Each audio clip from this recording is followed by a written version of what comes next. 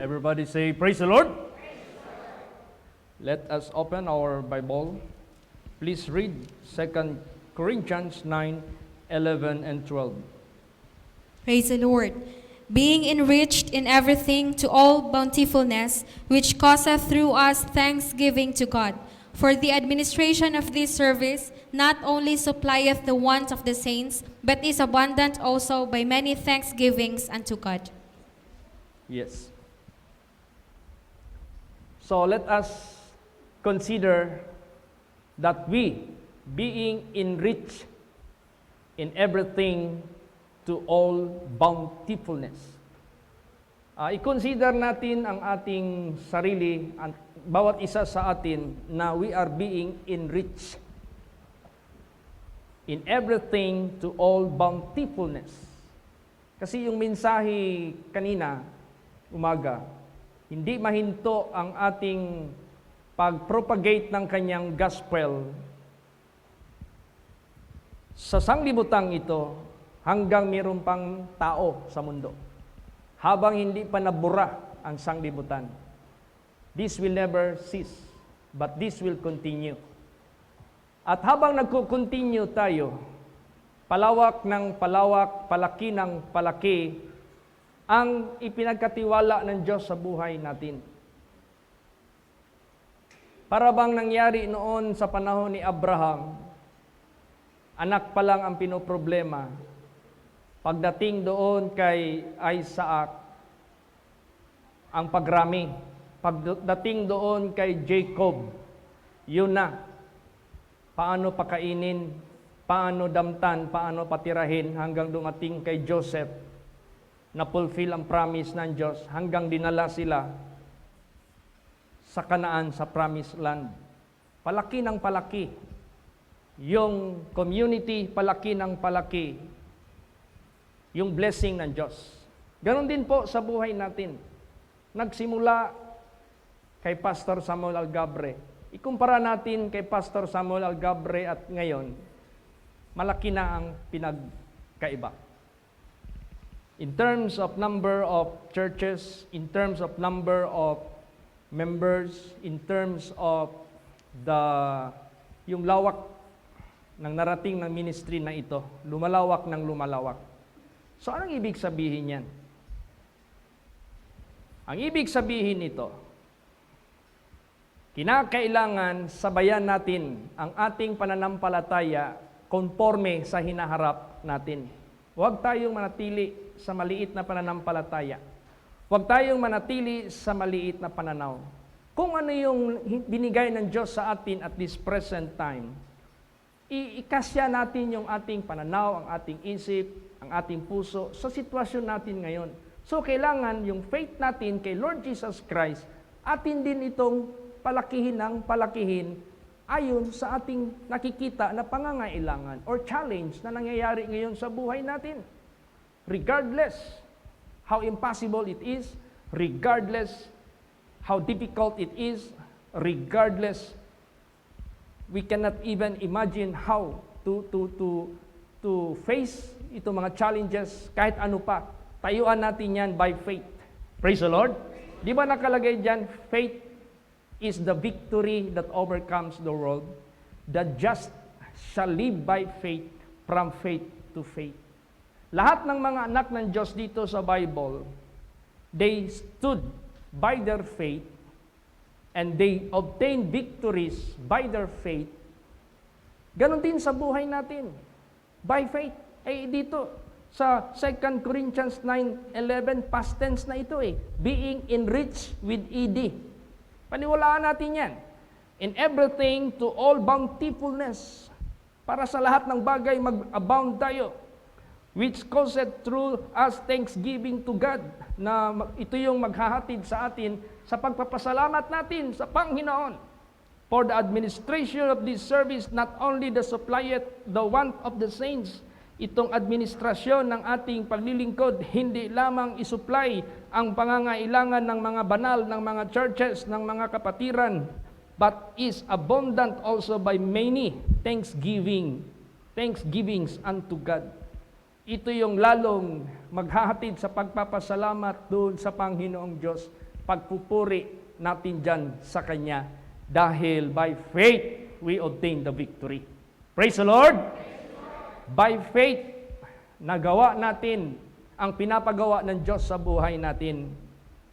Kaya, huwag tayong tumingin sa ating mga trials, afflictions ngayon. Huwag ating tingnan yan. Huwag nating tingnan ang ating capability at this moment kung ano man tayo ngayon. Huwag nating tingnan ang ating kakaunting kakayahan.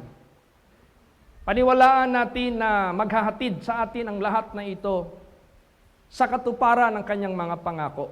Kaya pinagtitibay ng Diyos ang mga toddlers, mga kids, mga young people, because this is long-range plan of God. Malawak ito at malayo ang mararatingin ng gawaing ito dahil ika nga sa mensahe kaninang umaga, habang may tao pa ang mundo, this will never stop. At ginagawa natin ito in the fulfillment of the gospel of God. Fulfillment yan sa nakasulat sa banal na salita ng Diyos. Kaya kung kailangan man natin na mag-abound sa mga bountiful works of God, let us believe that. Let us pray for that. And let us do that. No? Gawin natin yan. I-pray natin, hingiin natin, gawin natin. Kasi ang Diyos naman ang gagawa ng paraan para mangyari ang lahat ng mga yan. Look at us today. Who are we now? Because of our faith, we obtain many victories. Because of our faith, we obtain blessings from God. Because of our faith, we were able to cross many trials and temptations sa buhay natin. And until now, we are having the strength, the love, the eagerness, the fieriness to continue in serving God even in a greater task. Kahit sa malawakan pang papagawa ng Diyos sa atin, kaya nating haharapin dahil binusog tayo ng Diyos ng pananampalataya, binusog tayo ng Diyos ng courage, binusog tayo ng Diyos ng katuwiran, ng kabanalan, nilinis niya tayo, pinapasukan tayo ng banal na Espiritu ng Diyos para gawin natin yung what is good and acceptable in the eyes of God. Kaya ngayon, dahil hinaharap natin ang ministry na ito na hindi pwedeng maputol habang may tao pa, habang nag-exist pa ang sanglibutang ito, therefore, yung faith natin, atin itong ituon sa ating hinaharap. Na kahit sa ating kakaunting kakayahan, dahil lumalaki yung ating demand ng ating ministry, palakihin din natin ang ating faith para itong mga great afflictions na ito na ating hinaharap ngayon, this will turn into bountifulness. Praise the Lord!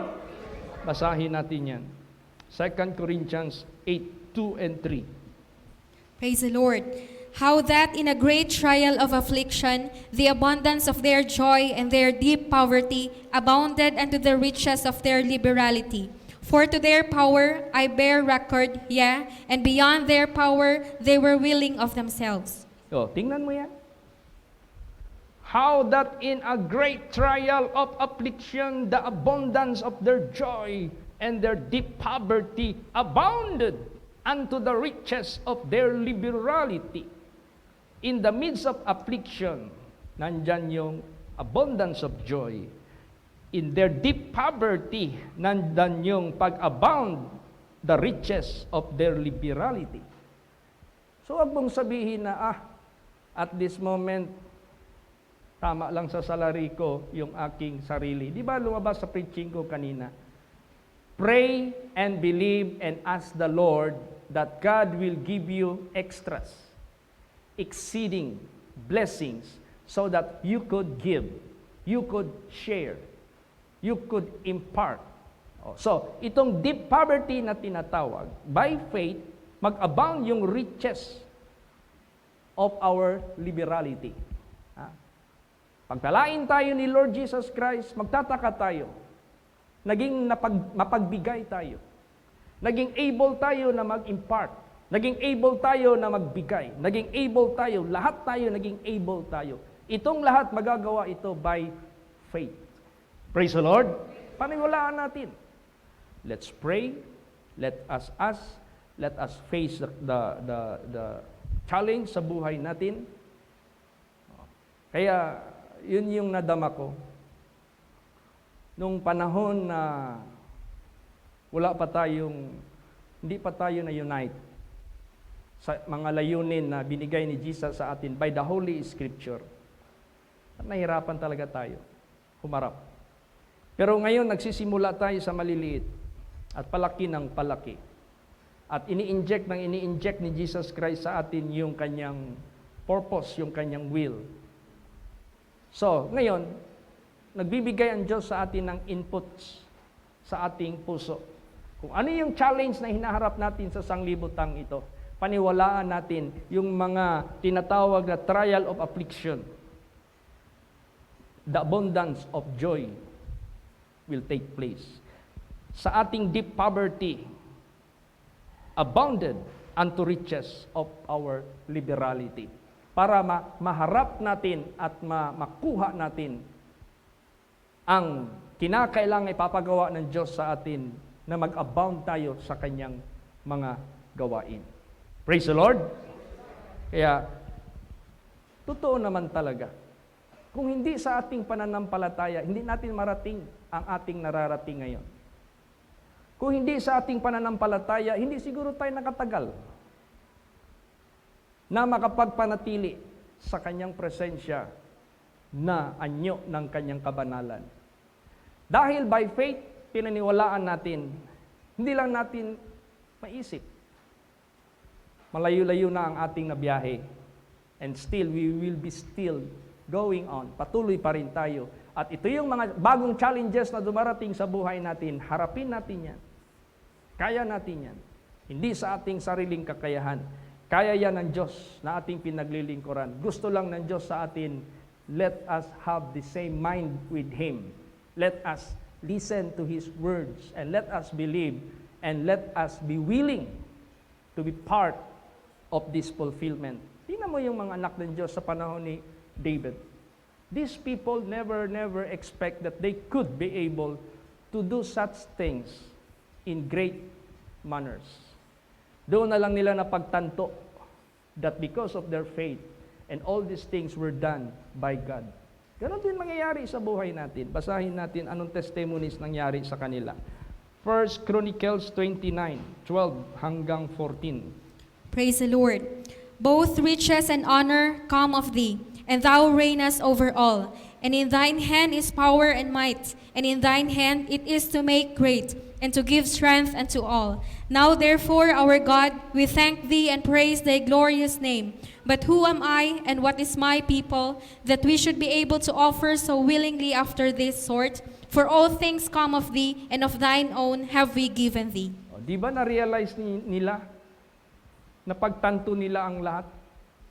Na paano nila nagawa ang mga bagay na yan? Kung tutuusin, they are not as capable. Pero bakit nangyari? Anong sabi nila? Both riches and honor come of thee. Thou reignest over all, and thine hand is power and might, and in thine hand is to make great and to give strength unto all. So, siya yung nagbibigay ng power. Siya yung nagbibigay ng strength to all of us, para magawa natin yung bagay na magagawa natin na hindi natin inaakala na kaya nating gagawin. Conforme yan sa nilalagay ng Diyos sa atin na challenge na dumarating sa buhay natin. Praise the Lord! So, harapin natin ang katotohanan. Harapin natin ang challenge dumating sa buhay natin. And let us use our God that He is able or capable to make us great and strong to fulfill His will. Paniwalaan natin yan. Walang mahirap dyan sa ating Panginoong Diyos. Ano pang sabi nila? Now therefore, our God, we thank thee and praise thy glorious name. Ayun, pasalamat, nag-abound. But who am I, and what is my people, that we should be able to offer so willingly after this sort? Hindi maliit, kundi malaki ang kanilang na-offer. For all things come of thee, and of thine own have we given thee. Because of faith. Dumating sa kanilang buhay ang blessing, and they were able to render great things for the work of the Lord. And after that, pag summarize nila sa lahat ito nanggaling sa iyo. Ganon din sa buhay natin. Praise the Lord. Si Brad Bernard nagpasa sa akin ng design ng church natin sa Kangusan Congregation. Yung Dahican Congregation, nung nagbigay na ng plano, si Brad Bernard, at pinakita ko sa kanila. Ang saya-saya nila. Giblow up kaagad ni Brother Pastor Alan yung design, nilagay niya sa tarpaulin, parang 6 feet by 3 feet.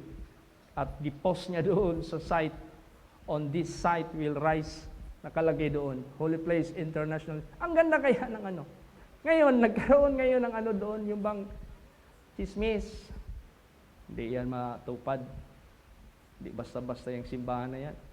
Parang hindi natin nakita yan dito sa Pilipinas. Sa labas ata galing yan. So, maraming chismis doon na negative. Ngayon, dahil sa pananampalataya ni Pastor Alan at pananampalataya ng mga members na naniwala din sa pag-preach ni Pastor Alan, nagsimula sila. Nagsimula sila sa isang poste. Sinundan ng isa hanggang nakumpleto. Hanggang naitayo yung mga post. Ang nag-manage si Pastor Nunoy, mga liwan, hanggang natayo ang simbahan, lalagyan na ng 4 lanes. Lalagyan ng atip. Kasi ganun masyado yun eh. At to God be the glory, dumating na yung atip nila. Nandoon na. Nakarga na, nadating na sa Madsayap. Balita ko kahapon, sinakay na ng Dorinco, yung power company doon na maghatid din mga kurinti. Kasi mag-install na ng kurinti ang Dahican eh. So, magdala. Nandoon na sa Dahican. Tapos, ano na lang yan. Kahapon, nagpa-bend si Pastor Alan ng ridge roll. Para yun na yung last na So, pag nakabit na yan, tapos pinakita niya sa akin yung mga hollow blocks na file na doon. Dami na. Pastor Tit, ito na yung hollow blocks. Tinuruan ko sila how to make hollow blocks kasi si Pastor Alan, matinding experience yan in terms of labor. Hindi basta-basta experience. Marunong mag-hollow block maker din yan. Ang ganda ng ng pagka-file sa mga hollow blocks. Sabi ko, praise the Lord. Pag maatipan na yan, mapoporma na yan. Then, ang Kangusan naman, naghingi naman ng design. Pinakita ko yung Dahican. Gusto niyang ganito? Yes, gusto namin yan. So, na lang natin ito, i-resize, re-scale. Tinawagan ko si Brad Bernard. Brad Bern, paki-rescale nito. Ang gusto ng Kangusan Congregation, ang size ng gusto nila, 40 by 60. 40 by 60. Feet ha, hindi meter ha. 40 by 60. Pero malaki. Mas malaki pa dito sa ating unang simbahan. Dumating kanina yung design. Praise the Lord. Papasa ko naman. Ngayon mabibisi si Brad Bernard kasi nag-request na naman ang taga-naga. Nag-submit na naman si Pastor Dudong sa akin ng sabi nila, Pastor Chit, gusto ng kongregasyon na hinahawakan ko. Hindi naman gaano malaki yan, pero gusto namin 20 by 30. 20 by 30. Ang 30, yun na, ito na yung more or less, nasa 9 meters. Yan. Malaki na rin yan. So, mag-rescale na naman. Ang Madsayap Congregation, almost done. Salamin na lang ang kulang doon sa harapan. Makita mo yung ceiling nila. Hindi basta-basta. Makita mo yung pulpito nila dito banda. May chandelier. Ganda ng mga lightings nila doon. Ang ganda talaga. Sabi ko, Lord, salamat po. By faith yan. Bakit nagawa ng mga anak ng Diyos? Because they believe that God is able to grant the so-called abundant of blessings para silang lahat ay mag-abound. Praise the Lord! Normal lang yun, marinig mo mga negative sa labas. Normal lang yan.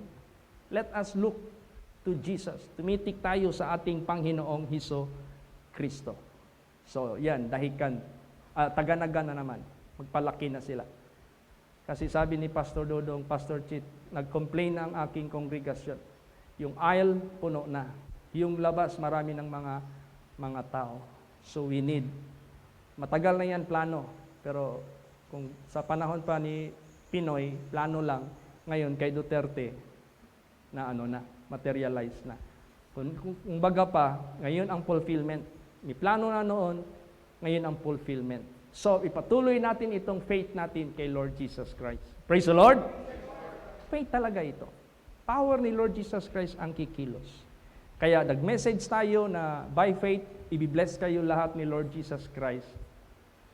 Gawin nyo ang pinapagawa ni Jesus sa inyo, sa atin lahat. Praise the Lord! Basa, anong gawin natin? Sige, Proverbs 3, 9, and 10. Praise the Lord. Honor the Lord with thy substance, and with the first fruits of all thine increase. So shall thy barns be filled with plenty, and thy presses shall burst out with new wine. Dahil naniwala kayo, napagpalain kayo ng ating buhay na Diyos, para kayo makagbigay at makatulong sa gawain ng Diyos. Then pagdating ng fulfillment na yan, gawin nyo talaga. Honor the Lord with your substance. May tumawag sa akin from Manila. At first, nagpakilala siya sa akin, Pastor Chit, taga Muntalban po ako. Lagi po akong nagla-live sa preaching po ninyo dahil may bihira lang kami nararatingan dito ng pastor ng Holy Place. Sabi ko, ganun ba? Sino ang nagpapalo up dyan? Si Pastora Jenny at si Pastor Ugi, sometimes si Pastora Betty. O sige, anong request mo? Request ko po, Pastor Chit, matagal na itong hinihintay namin na aming transaction. Anong transaction yan? Hindi yan scam? Hindi po. Ano yan? Meron ng 130 trucks na 10-wheelers na mga dump trucks na naghihintay. Kasi yung one of the project of the build ni Duterte, isa kami inatasan maghanap ng may mga truck. At nandyan na naghihintay na sila. Meron ng MOA, nandyan na yung mga naghihintay na lang kami kung kailan mag-signal go. Kasi pag mapustro ito, Pastor Chit, ako mismo mag-sponsor, magpatayo ng simbahan dito sa Muntalban congregation. Praise the Lord! Sabi ko, sige, mag-pray tayo. Pray natin yan. Sino ba yung kakontak nyo dyan? Baka kilala ko yung dyan, pinaka-head dyan, baka taga Davao dyan. Pero hindi naman kailangan hindi naman effective kay Duterte yung kilala. I-comply nyo lang yung hinihingi nila at mag-pray tayo kay Lord Jesus Christ. Praise the Lord! So, by faith, kahit wala pa ngayon na darating na opportunity sa buhay natin, since we have the so-called challenge na dumating sa buhay natin, let us claim it. I-claim na natin yan. That we are being enriched. Past tense. Praise the Lord. Na i-enrich talaga tayo ni Lord Jesus Christ sa inyong buhay, sa inyong kakayahan dyan. So, tulungan nyo kaming i-pray. Praise the Lord. Para itong lahat na ito. Kahapon nag-meeting kami. Sabi ko, i-pray nyo yung biyahe namin ha. Kahit makaabot man lang kami ng gitara doon sa walang gitara. Kasi matagal na nag-aabang sa akin si Pastor John Serenelia of Ibid Congregation. Yung pumalit kay Pastor Mario. Pastor Chit, wala po kaming gitara dito. Sabi ko, let's pray for that. So, naka-mark na yon. Nung inopen ko sa marami pa palang walang gitara. Ibid, wala. Ano yun? Astorga, wala rin. Basta umabot ng 5 gitara. Sabi ko, mag-pray kayo. Makabili tayo ng surplus na gitara from Japan or from Korea.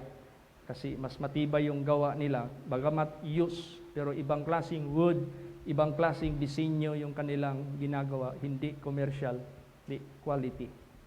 So, i-pray natin yan. Praise the Lord! Iba kasi yung magbisita ka, you have something. Tapos, yun, naglabasan na yung pangangailangan nila. Sabi ng mga officers, op. Mag-base muna tayo sa ating budget.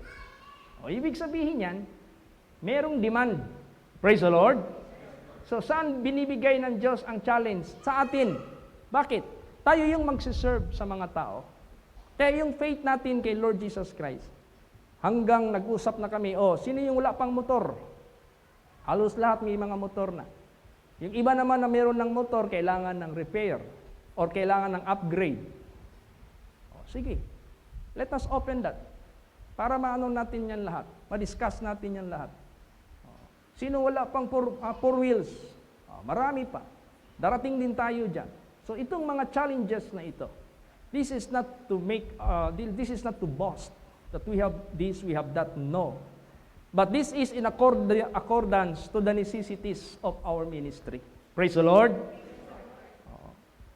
Tingnan mo yung ako, parang wala lang ako. Wala akong pake. Walang sasakyan, okay lang sa akin. Wala. Tingnan mo yung, siguro angel yung nagsigaw sa akin sa bundok. Hoy! Parang inano ako ba? Challenge ako. Humingi ka sa Diyos ng sasakyan. Kailangan mo yan. Di humingi talaga ako. Di ba gigrant? Praise the Lord. Parang insulto, parang embarrassing, pero if you turn it into a good purpose, use it, then you will benefit it. Mabe-benefit mo. Kaya sa buhay natin, hindi lahat sinasabi natin dito good for the others. But if our intention is for the good and for the benefit of the work of the ministry, it doesn't matter what they can say. It doesn't matter what we may hear from negative impression. Huwag nating ano yan. And it doesn't matter kung wala pa tayong kakayahan ngayon, no problem. Let us have the faith. Praise the Lord. Paniwalaan natin yan. Para marating natin yung gustong iparating ng Diyos at para magawa natin yung gustong ipagawa ng Diyos sa buhay natin. Tingnan mo yung si Moses. Si Moses na natakot siya eh. Lord, who am I to face the Pharaoh? Who am I to ask the Pharaoh to set free the captives? Who am I? Siyempre, alam ni Moses because he came from Egypt. Adopted siya eh. Alam niya yung rule. Alam niya gaano yan katibay. Sino daw siya. Nagalit ang Diyos sa kanya. Sinong gumawa ng pipi at bingi? Ikaw, Lord. Sige, you go. Gawin kitang pipi, gawin kitang bingi. Pag ayaw mo, parang ganun ba? Parang masakit, parang insulto. Pero, ang purpose ng Diyos niyan, believe. Praise the Lord.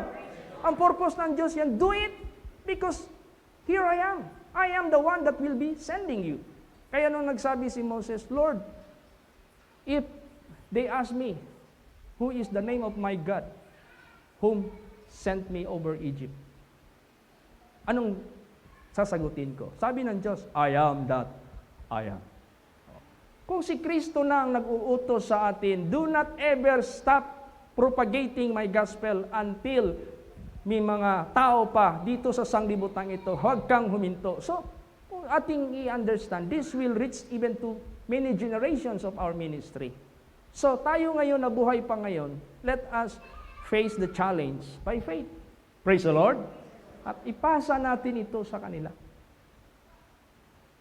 Basta, we need more prayer for this. 2 Corinthians 1:11. Praise the Lord. Ye also helping together by prayer for us, that for the gift bestowed upon us by the means of many persons, thanks may be given by many on our behalf. Yes. Bakit maraming magpapasalamat? Maraming nabibless. Bakit maraming magpapasalamat? Maraming naliligtas. Bakit maraming magpapasalamat? Nakarating sa kanilang ebanghelyo. Paano nakarating doon ng ebanghelyo? It doesn't matter how far and how difficult of going there. Because God did make a way. Gumawa ang Diyos ng paraan. Sino ngayon ang nakarating doon? Yung mga anak ng Diyos who believe His power. Who believe His capability. Ngayon, inatasan tayo ng Diyos sa ministry na ito. Gamitin natin yung kakayahan ng Diyos.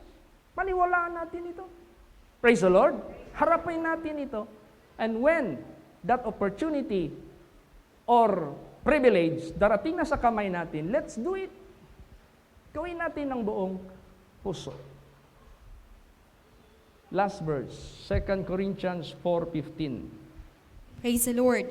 For all things are for your sakes, that the abundant grace might through the thanksgiving of many redound to the glory of God. Tandaan natin ito. Walang tao dito itaas natin. Walang tao dito na purihin natin. Walang tao dito na mag-angkin ng credit. Wala. Ang sinabi dito, for all things are for your sakes, that the abundant grace might through the thanksgiving of many redound to the glory of God. Itong lahat, doon ang credit, doon ang merit, doon ang pagpupuri sa Diyos. Praise the Lord. So if they may say something, maraming salamat, Pastor. Hindi yan ako. Maraming salamat sa donor, hindi yan sila. Maraming salamat sa anonymous, hindi rin sila. Saan kami magpapasalamat? To the Lord Jesus Christ. Praise the Lord. Nangyari ito because we believe. Because we believe, He will grant it unto us. Because we believe we can do the things that it is impossible for us to do. But because of our faith, nothing is impossible with God. O lahat ito doon, redound to the glory of God. Yan ang pinaka totality ng ating paglilingkod as what David and the congregation and the princess and the noble people, after they made the temple, having the donations of so much gold, ang pinaka-totality ng kanilang assessment sa nangyari. All of this came from God. Thine is the glory, thine is the riches, thine is the power. Ibibigay mo yung strength, ibibigay mo yung lahat ng mga capability to whom you want. Kaya nagawa namin ito because of you. All these things came from you. Kaya ganoon din mangyayari sa buhay natin. Let us not be forgetful to be thankful to Him who really give us, yung nagbibigay sa atin. Praise the Lord! So, handa na ba kayo tanggapin ang pagpapala na hinihingi natin at pinaniwalaan natin? Praise the Lord! Praise the Lord! Handa ba kayo na ipagtaguyod, ipagpatuloy natin ang pagpropagate ng kanyang gospel, not by our own means or volition or power, but it is by the power of God? Handa na ba kayo magpagamit sa ating buhay na Diyos, sa ating Panginoong Hesukristo? Praise the Lord! Praise the Lord! Praise the Lord! Okay, so hawakan niyo yung faith ninyo. Huwag niyong isi-isihin yan. And God is not mocked. Hindi nagbibiro ang ating Panginoong Diyos. This is serious business. Be serious to your faith. Pagbutihin natin lahat ito. And God will be glorified sa ating pananampalataya sa Kanya. Praise the Lord! Praise the Lord! Magsitayo po ang lahat.